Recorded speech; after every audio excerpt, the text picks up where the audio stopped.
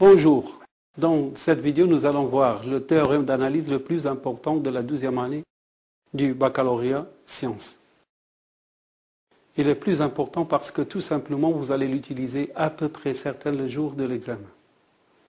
Ce théorème est bien le théorème des valeurs intermédiaires ou tout simplement TVI. Dans un premier temps, nous allons vous rappeler l'énoncé de ce théorème. Ensuite, nous vous parlerons du cas particulier de ce théorème pour les fonctions continues et strictement monotones. Nous verrons également quand et comment l'utiliser à travers un exemple et un exercice corrigé. L'énoncé du théorème des valeurs intermédiaires. Soit f une fonction continue. Oui, continue, c'est indispensable. Vous allez voir pourquoi par la suite. F continue sur l'intervalle AB pour tout cas réel compris entre f a et fb. Le choix de l'intervalle AB et la variation de la fonction f donne fa est plus grand que fb ou le contraire. Dans notre cas, voir la figure ici, fa est au-dessus de fb, mais ça peut changer bien évidemment, cela dépend du choix de la fonction. Alors, dès que vous prenez un réel cas entre fa et fb, l'idée de ce théorème est la chose suivante. Il existe au moins un réel alpha qui va être compris entre a et b tel que f de alpha est égal à k. En bref, on est en train de dire ici, dès que vous avez un cas réel compris entre les images fa et fb, il existe au moins un antécédent de ce cas dans l'intervalle AB. Donc, les antécédents de K, ce sont les abscisses des points d'intersection de la droite y est égal à K et la représentation graphique de la fonction f. Graphiquement là, on a un antécédent possible et si on prend K à cette position, on a deux antécédents possibles. Et si K à cette position-là, on a trois antécédents possibles. Pour la figure choisie ici, on a trois possibilités de trouver un antécédent. Supposons que la fonction n'est pas continue. Sur l'image, on peut trouver K réel entre les images fa et fb sans antécédent. Donc la continuité est une condition nécessaire pour le théorème des valeurs intermédiaires. L'énoncé du théorème, c'est ça donc. Soit f une fonction continue sur un intervalle AB, pour tout réel K compris entre les images fa et fb, il existe au moins un alpha de l'intervalle AB tel que f de alpha est égal à k. On dit aussi, pour tout réel K compris entre les deux images fa et fb, l'équation f de x est égal à k admet au moins une solution alpha sur l'intervalle AB. On a donc deux conditions nécessaires pour le théorème des valeurs intermédiaires. La première chose, la fonction f doit être continue sur l'intervalle AB. La deuxième chose, le nombre k réel doit être compris entre les deux images fa et fb. Si ces deux conditions sont respectées, alors il existe au moins une solution alpha dans l'intervalle AB tel que f de alpha est égal à k. Alors maintenant, nous allons voir ce théorème dans un cas particulier pour les fonctions continues strictement monotones. Vous savez bien que strictement monotone, cela veut dire strictement croissante ou strictement décroissante. Ce théorème des valeurs intermédiaires dans ce cas particulier s'appelle le corollaire du théorème des valeurs intermédiaires. Donc, avant d'énoncer ce corollaire, nous allons voir une illustration graphique dans le cas d'une fonction continue strictement décroissante, et ce sera pareil pour une fonction strictement croissante. Alors, nous savons que pour trouver les solutions de l'équation f de x est égal à k, ça revient de trouver les antécédents de k. Pour cela, il suffit de trouver les points d'intersection de la droite d'équation y est égal à k et la courbe représentative de la fonction f. Comme vous voyez dans notre cas, ça se voit clairement pour tout réel k compris entre les deux images fa et fb. La droite d'équation y est égale à k coupe la représentation graphique de la fonction f en un et un seul point pour tout cas réel qui varie entre les deux images FA et FB. En conclusion, l'énoncé du corollaire, soit f, une fonction continue, est strictement monotone sur un intervalle AB. Pour tout réel K compris entre les deux images FA et FB, l'équation f de x est égale à K admet une et une seule solution alpha dans l'intervalle AB. Alors, pour utiliser ce corollaire, il faut s'assurer de trois conditions suivantes.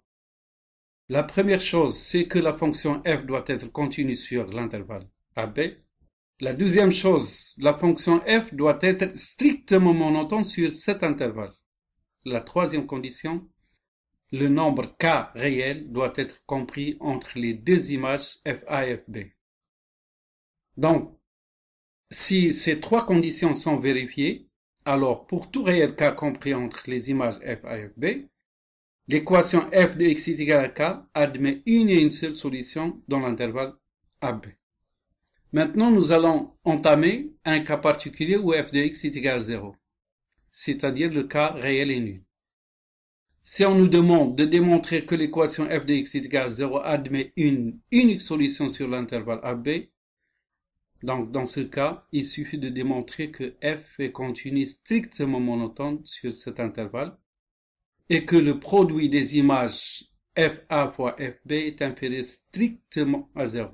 En effet, si le produit des images FA fois FB est inférieur strictement à 0, cela implique que FA et FB sont de signes contraires et non nuls. Donc évidemment, 0 sera un nombre réel compris entre les images FA et FB. Et si f est continu strictement monotone sur cet intervalle, donc on peut conclure, d'après le corollaire du théorème des valeurs intermédiaires, l'équation f de x est égal à 0 admet une et une seule solution alpha dans cet intervalle AB. Exemple. Soit f, la fonction continue est strictement croissante sur l'intervalle moins 1, 2, et vérifie les conditions suivantes. F de moins 1 est égal à moins 2, et f de 2 est égal à 3. On nous demande si l'équation f de x est égal à 0 admet une solution alpha dans l'intervalle moins 1, 2. Dans ce cas, on doit vérifier les conditions du corollaire du théorème des valeurs intermédiaires. On a d'après l'hypothèse, f est continu strictement croissant sur l'intervalle moins 1, 2. Donc, deux conditions du corollaire sont vérifiées. On vérifie la troisième condition, c'est-à-dire si 0 est compris entre les deux images f de moins 1 et f de 2. Donc, d'après l'hypothèse, f de moins 1 est négatif ou strictement négatif et que f de 2 est strictement positif, d'où le produit f de moins 1 fois f de 2 est strictement négatif. Alors, d'après le corollaire du théorème des valeurs intermédiaires, l'équation f de x est égal à 0 admet une unique solution alpha dans l'intervalle moins 1, 2.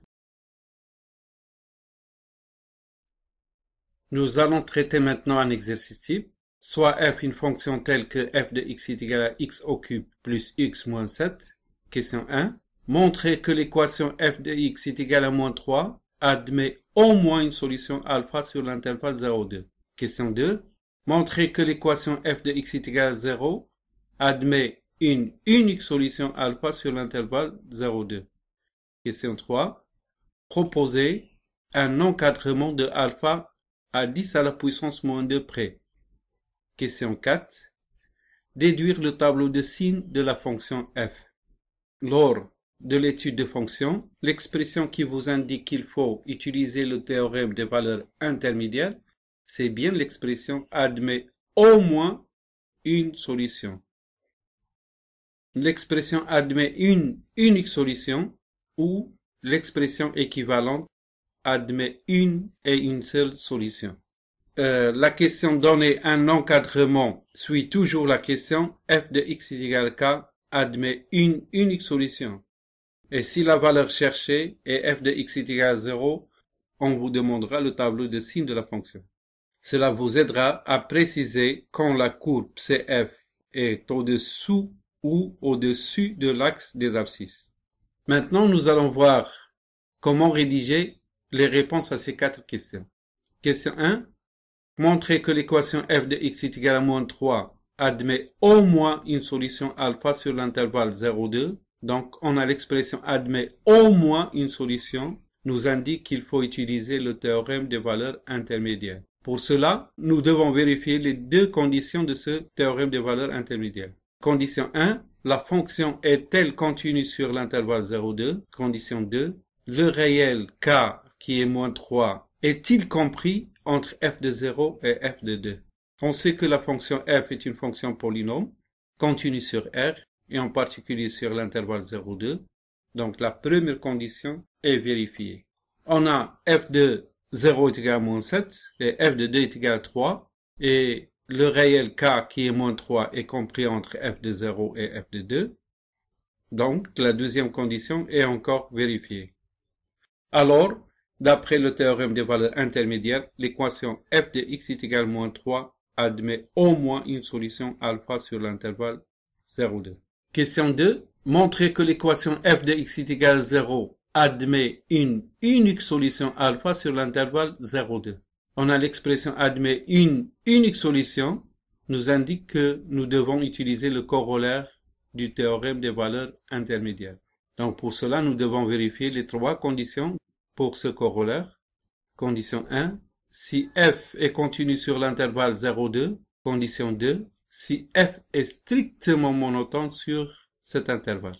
Condition 3. Si le réel k, qui est 0, est compris entre f de 0 et f de 2. Or, dans notre cas, f de x est égal à 0. Alors, il suffit de vérifier que le produit f de 0 fois f de 2 est inférieur strictement à 0. D'après la question 1, f est continu sur 0,2.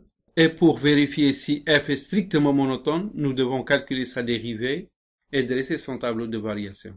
On a f de x est égal à x au cube plus x moins 7. Cela implique que f' de x est égal à 3x au carré plus 1. Alors, quel que soit x de l'intervalle 0,2, f' de x est supérieur strictement à 0. Donc, la fonction f est strictement croissante sur l'intervalle 0,2. Donc voilà le tableau de variation de f. En conclusion, nous avons f continu est strictement croissante sur l'intervalle 0,2 et le produit f de 0 fois f de 2 est inférieur strictement à 0. Donc d'après le corollaire du théorème des valeurs intermédiaires, l'équation f de x est égale à 0 admet une unique solution alpha sur l'intervalle 0,2. Question 3. Proposer un encadrement de alpha à 10 à la puissance moins 2 près. Pour encadrer alpha, il faut repérer quand la fonction change de signe. Donc, pour faciliter les tâches, vous pouvez utiliser un logiciel de maths tel que GeoGebra ou une calculatrice scientifique pour présenter la représentation graphique de la fonction f. Vous allez trouver comme cette image. En se basant sur l'image, vous pouvez dresser ensuite un tableau des valeurs, en commençant par exemple par f de 1,70, ensuite f de 1,71, ainsi de suite, jusqu'à la valeur où f change de signe. Dans notre cas, nous avons f de 1,73 est inférieur strictement à 0 et f de 1,74 est supérieur strictement à 0. Donc, en conclusion, alpha appartient à l'intervalle 1,73, 1,74. Cette question, si c'était dans un sujet de l'examen du bac, dont vous n'avez pas le droit d'utiliser une calculatrice ou autre, on va vous la poser de cette manière. Démontrer que alpha est compris strictement entre 1,73 et 1,74. Dans ce cas, il suffit de calculer le produit de f de 1,73 et f de 1,74 pour conclure qu'il y a un changement de signe de la fonction f au niveau de 1,73 et 1,74. Question 4. Déduire le tableau de signe de la fonction f. Nous avons déjà le tableau de variation de la fonction f et nous savons que la fonction f change de signe au niveau de alpha. Donc, on peut déduire le tableau de signe de f. D'où f de x est inférieur strictement 0 si x appartient à l'intervalle 0 alpha f de x est supérieur strictement à 0 si x appartient à l'intervalle alpha 2. Nous espérons que cette vidéo vous a été utile et pour développer votre habilité à bien utiliser ce théorème dans différentes situations, nous mettons à votre disposition 3 fichiers. Le premier contient le résumé du cours ainsi que la démonstration de ce théorème. Le deuxième contient un ensemble d'exercices corrigés et le troisième contient un ensemble d'exercices de recherche. Bon courage et à la prochaine.